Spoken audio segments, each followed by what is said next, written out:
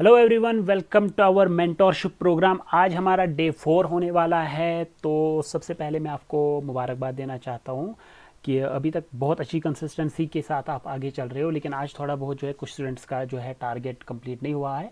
तो मैं मान के चलता हूँ कि थोड़ा बहुत जो है बाहर का माहौल जो आजकल है तो उससे प्रॉब्लम तो होगी, लेकिन कोशिश कीजिएगा कि ये अच्छा मतलब डिस्ट्रैक्शन ज़्यादा ना हो, खुद को कंट्रोल करने की कोशिश कीजिएगा, फोकस रहेगा।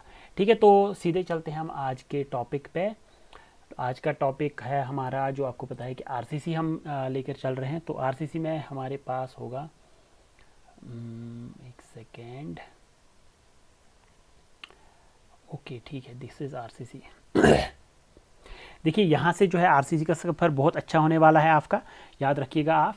तो कोशिश कीजिएगा। देखिए यहाँ तक जो था मुश्किल पीरियड था, लेकिन यहाँ से इम्पॉर्टेंट भी है और आसान भी है। यहाँ से आपको मज़ा आने वाला है आरसीसी में। अगर आपको आज तक मुश्किल लग रहा था, आज से आपको बहुत मज़ा आने वाला है।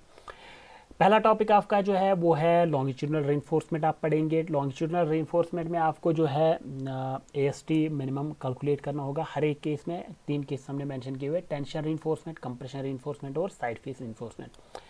क्वेश्चंस की बात करें तो टेंशन रेनफोर्समेंट से बहुत बार क्वेश्चन आया हुआ है, और side reinforcement, side face reinforcement में जेकेएसएसबी से ही आपका क्वेश्चन पूछा गया है आज तक। उसके बाद आगे चलते हैं तो मिनिमम नॉमिनल कवर टॉपिक है। नॉमिनल और इफेक्टिव में आपको पता होना चाहिए डिफरेंस। उसके बाद मिनिमम नॉमिनल कवर जो है किस पे डिपेंड करता है, ये सब पढ़ेंगे आप। उसके बाद इसकी वैल्यू कि कितना होता है minimum value. Slab, beam, column, footing, 4 के लिए आपको वैल्यू याद होनी चाहिए। IS 456 और SP 34 के अकॉर्डिंग, दोनों के अकॉर्डिंग आपको पता होना चाहिए ये सब।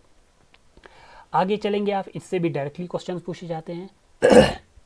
मैक्सिमम परमिसिबल क्रैक विड्थ इन आरसीसी स्ट्रक्चर्स। एक्सपोजर कंडीशन दी होगी आपको MMSVE, यानी कि mild, moderate, severe, very severe, extreme. उसके बाद आपको यहाँ पर मैक्सिमम क्रैक विड्थ आपको वैल्यूज याद होनी चाहिए। उसके बाद आप आगे चलोगे तो आपको देखने को मिलेगा हॉरिजॉन्टल स्पेसिंग ऑफ रेनफोर्समेंट्स।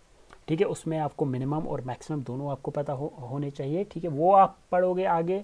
तो उसके बाद आपको जो है इफेक्ट्स, मतलब कुछ इंपॉर्टेंट पॉइंट्स यहाँ से निकालने होंगे, like effect of shrinkage and strain of steel on crack width. Crack width पे उसका क्या इफेक्ट पड़ता है। ठीक है, क्योंकि यहाँ से एक बार क्वेश्चन आया हुआ था, इसलिए मैंने ये पॉइंट हाईलाइट किया हुआ है। और स्पेसिंग ऑफ स्टेरअप्स नियर सपोर्ट, ये क्वेश्चन आपको जो है हर एक मॉक में देखने को मिलता है, तो इसलिए ये वाला पॉइंट भी हमने यहाँ पर मेंशन किया हुआ है कि ये सब आपको पता होना चाहिए जब आप ये पढ़ेंगे। ठीक है, उसके बाद grade versus centre centre spacing. तो 3 ग्रेड है आपके पास, 250, 415 और 500। इनकी सेंटर सेंटर स्पेसिंग कितनी होती है वो आपको पता होना चाहिए। उसके बाद जब आगे बढ़ते जाएंगे तो लेटरल स्टेबिलिटी ऑफ बीम पे आएंगे हम।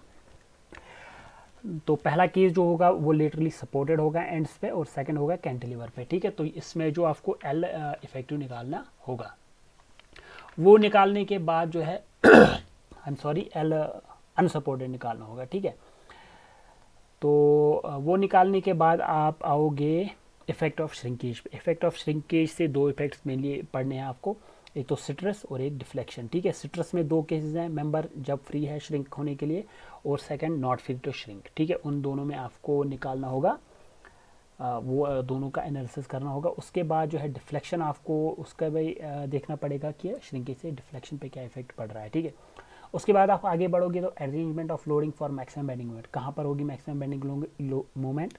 4 केसेस हैं, स्पैन और सपोर्ट, स्पैन के 2, सपोर्ट के 2, तो वो आप करते जाओगे। सैगिंग हॉगिंग, सैगिंग हॉगिंग, वो आप करते जाओगे। उसके बाद आप आगे बढ़ोगे तो डिफ्लेक्शन क्राइटेरिया पे आओगे। डिफ्लेक्शन क्राइटेरिया में क्या आएगा आपके पास, अगर हम बात